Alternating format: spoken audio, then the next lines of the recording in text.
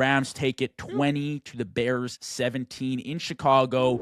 No reason for Bears fans or the Chicago Bears as a team to hang their heads. This was a phenomenal season, and there is so much to look forward to. But in my opinion, whether or not you think this game reflected it, those are two pretty elite quarterbacks going back and forth. One of the older vets who took the W ultimately made a crucial pass, which was absolutely phenomenal. Like, I haven't seen a pass like that in a pretty long time.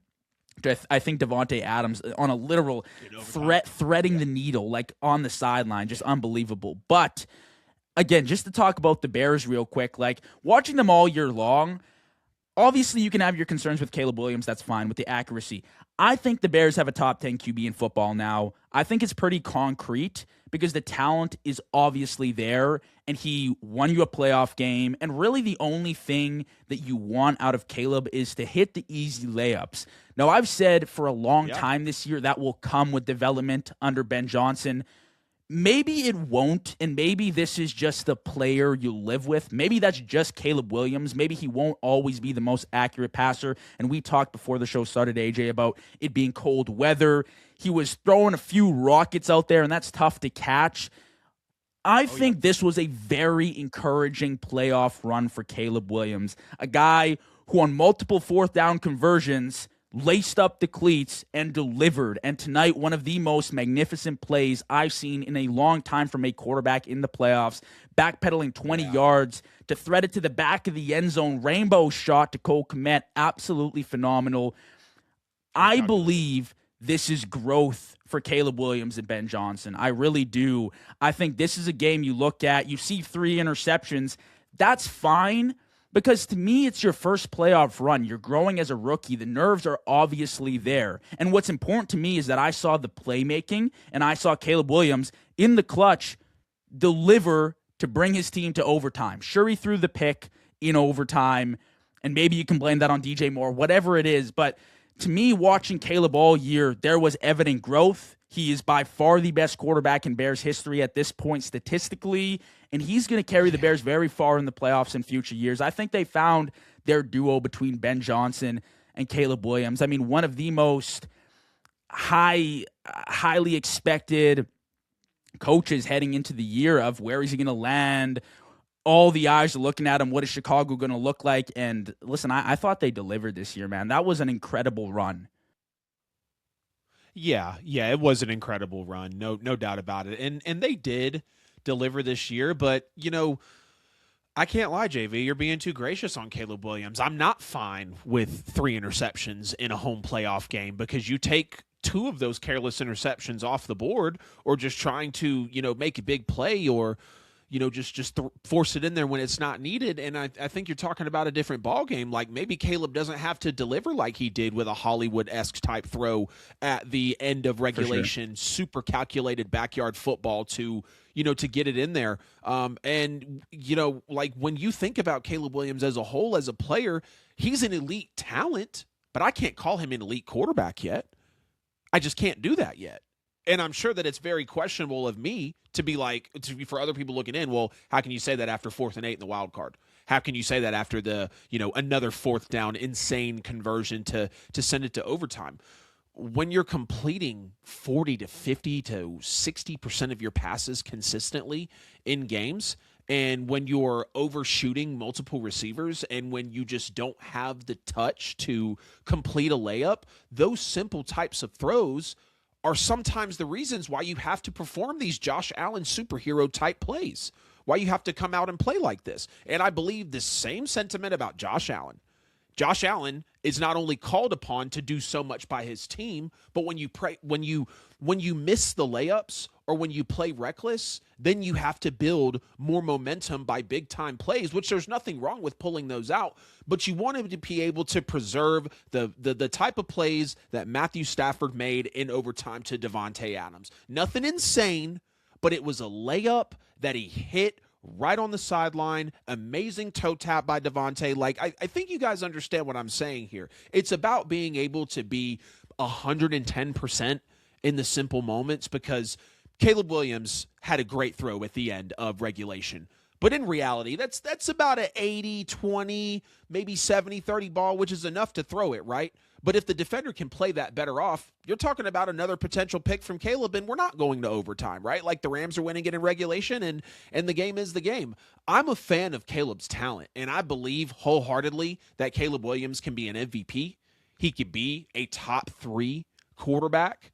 Best quarterback in the NFL someday, can go and have a playoff run, develop into a Super Bowl champion. Like him and Ben Johnson are going to be a match made in heaven for the next 12 to 15 years in the National Football League, I'm sure. But I see why some people have a hard time buying into Caleb, because when he throws the interception in overtime, I'm like, damn, Caleb? Like, come on. You know, you live to see another day. Sometimes you have to be Bruce Wayne. You can't always be Batman. You know, you can't always put on the cape, and I know that's who he's built as a player to be. I watched him extensively at USC, and I also watched him a little bit at Oklahoma when he took Spencer Rattler's job. So, like, I've seen the Caleb Williams development come in year over year, and the Heisman season was immaculate as well. But when he came into the draft, and as he's played through his couple of years in the National Football League, we still have the same question. When will he become an accurate passer? When will he have enough poise when you're not down by 9 points with 45 seconds to go, or whatever clutch situation you want to create for Iceman, which is fine. Like the fact that he's earned the title Iceman 2 years into the league is pretty remarkable. And I'm not trying to be funny about superlatives or nicknames, because he does back up the clutch gene. We saw Bears this year, 7 wins in the final moments of a game when you were trailing within the last 2 minutes. That's an NFL record. You don't do that without a clutch quarterback. You don't do that without a great play caller. And I'm not trying to come off as a Caleb hater and just discount everything that he did throughout this storybook run for the Bears this year, because it was great to watch. Caleb, with the throw last week on 4th and 8, and with his 25-point fourth quarter, JV, those 2 situations alone had me wanting to watch him in the divisional, because I was like, I am not going to miss another moment of Caleb freaking Williams. And we got the whole Caleb Williams experience tonight. Multiple 4th downs. We saw it. We saw the scramble in overtime to extend it, hitting the burst of speed. We saw the 26-yard scramble from Caleb Williams. We also saw 3 interceptions. We also saw a subpar completion percentage. And to me, Caleb Williams sold. I've never witnessed, and I haven't been watching the NFL for forever. Like, there are obviously people who have been watching for decades now, but watching the modern era of football, I've never seen a QB like Caleb, who literally has this insane bag. Like, I don't know what other quarterbacks in the league, like maybe Mahomes and Allen, I guess, but I even think Caleb, from like a miracle play perspective, has done more than Josh Allen at this point. Because Josh Allen will make some phenomenal plays, but I think he gives you just a little bit more consistency in his game. But Caleb just gives you, like, I've never seen a quarterback make that 4th down play. I've never seen a quarterback roll out on 4th and 8, like you said, against the Packers and throw a dime to Rome Odunze. Yeah. But of course, and this is kind of what I was trying to get to, is like, maybe the accuracy just won't ever be up to the level of like a Goff or a Dak Prescott. The way I attack the argument is, I've seen for years, and even myself, I've put guys like Herbert in the mix for elite QBs.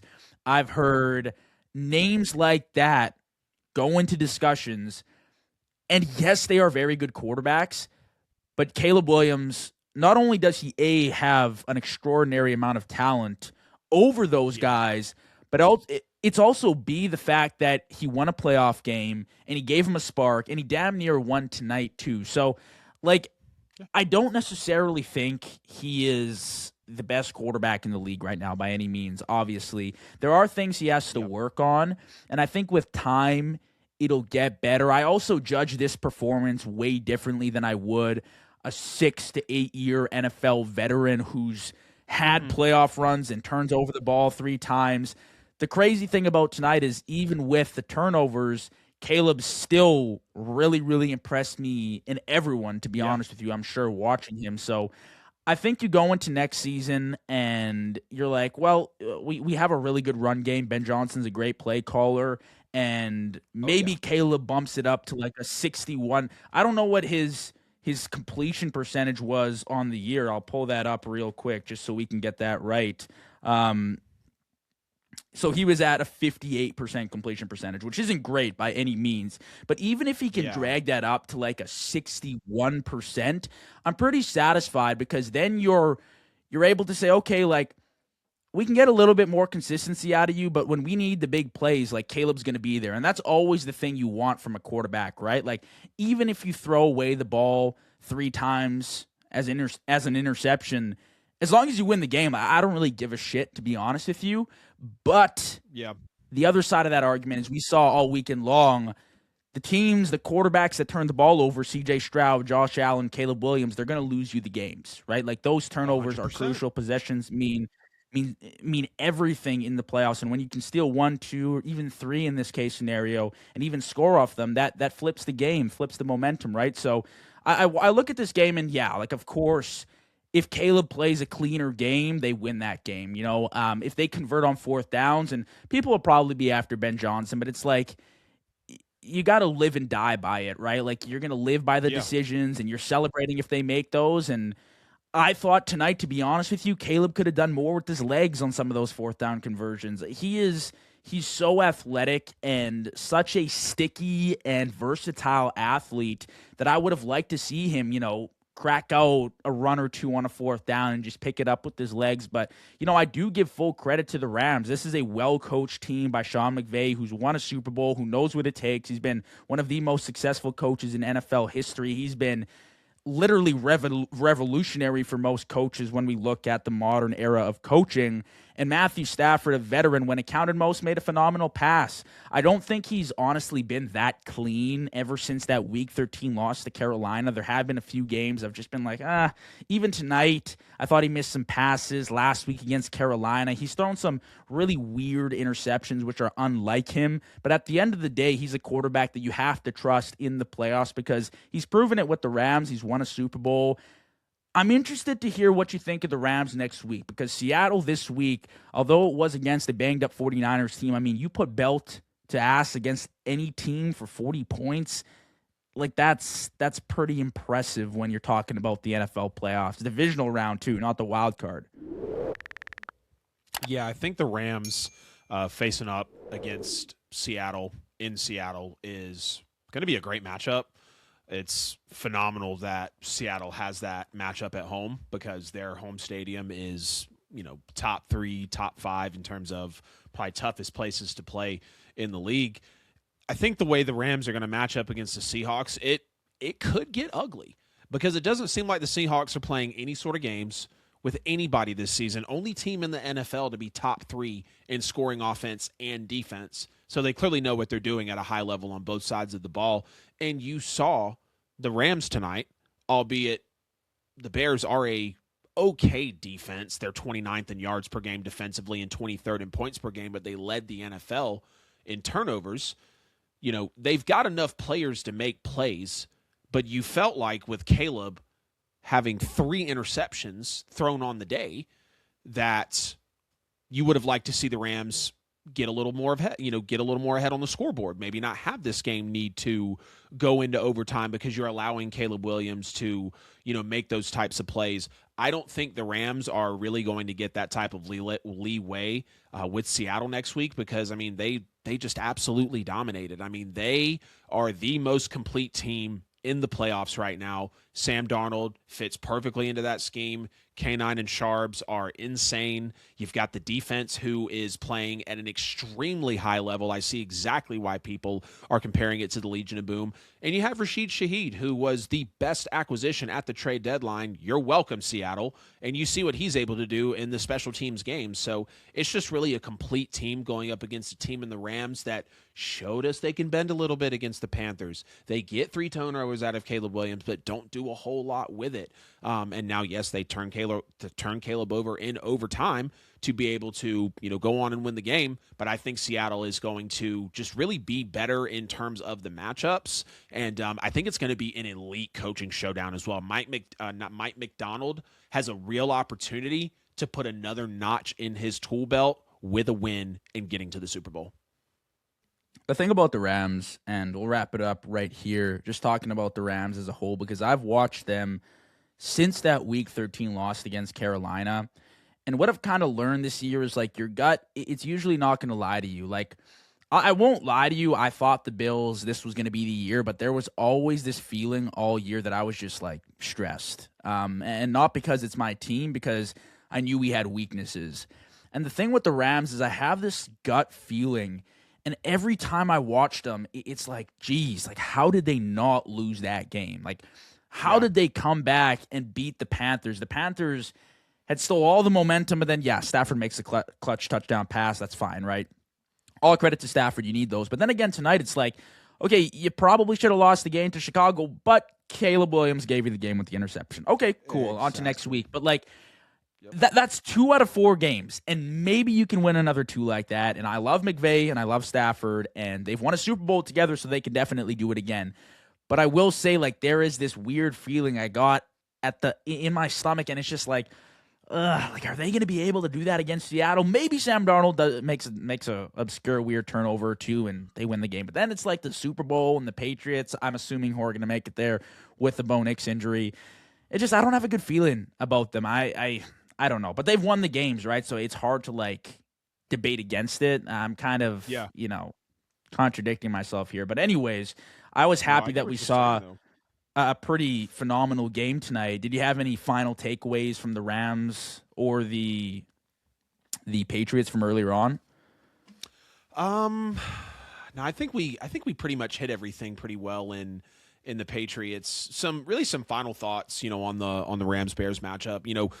I really, looking at it as a whole, the Bears were the best story and the biggest underdog next to the Panthers in terms of underdog coming into the playoffs. I mean, first-year coach in Ben Johnson, second-year quarterback in Caleb Williams, who is insanely talented, turnover machine defense led by Dennis Allen. You have the best running back tandem in the NFL. I mean, for all of this to play out this way, and to know that if Caleb Williams would have just been a little more disciplined in this game, we're having a different conversation right here on the reaction, And I want to give a shout out to the Bears secondary, who I actually thought played pretty well against a potent Rams wide receiver core. Davante and Puka were pretty clamped through 3 quarters. They had a combined 3 catches for 27 yards. All of that was from Puka.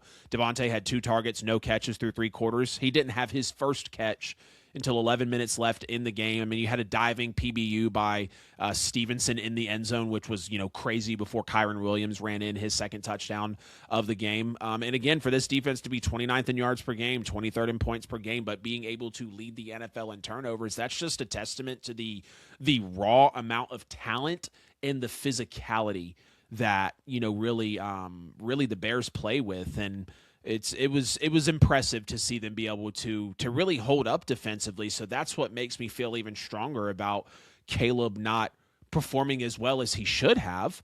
Because when you even look at how the comeback was lined up for Caleb Williams, bad punt by LA puts you at the 50. Minute 50 seconds left, 1 timeout, 3 plays, and you're already inside the 15-yard line. And Caleb Williams delivers the moment that everybody was waiting for to get it to overtime.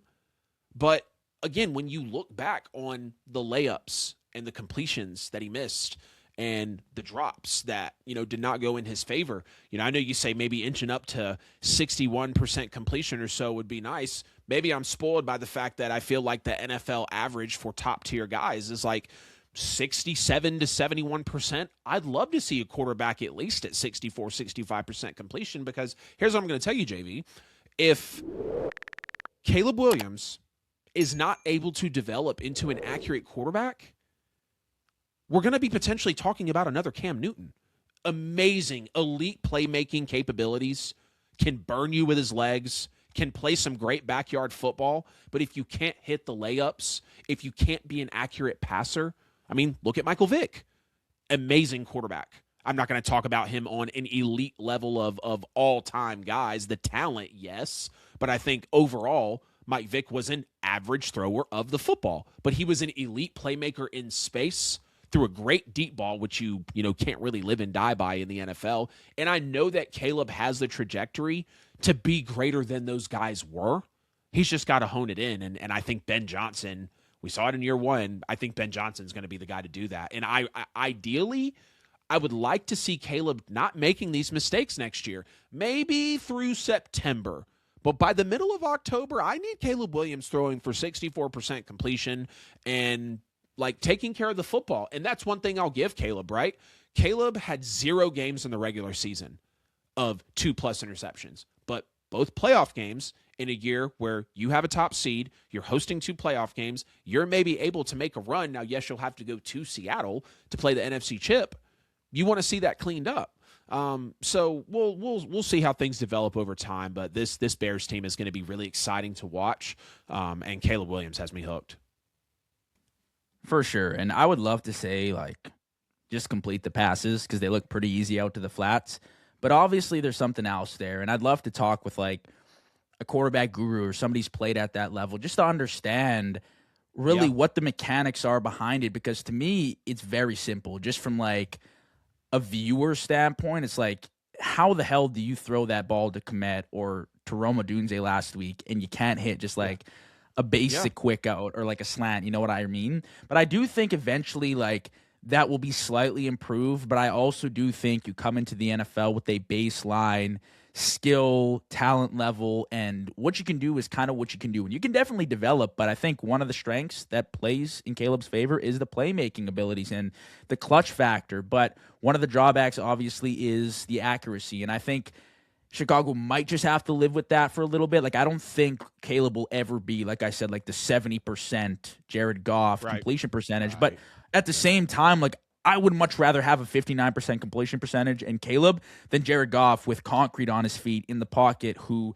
needs a great offensive line and needs the playmakers around him, right? So I think you got to pick and choose your poison here. But I will say, just to wrap things up, AJ, I like your point because that Bears secondary, I thought they would be fried tonight. I think the snow probably helped them out a little bit, but they were phenomenal, and they had injuries in and out of the roster. But I thought everyone, right from Brisker down to Stevenson and Kyle Gordon and all these guys, they made phenomenal plays all night long. And even to the Rams' credit, they did as well against this Bears elite receiving core that's kind of sprouted later on in the season. So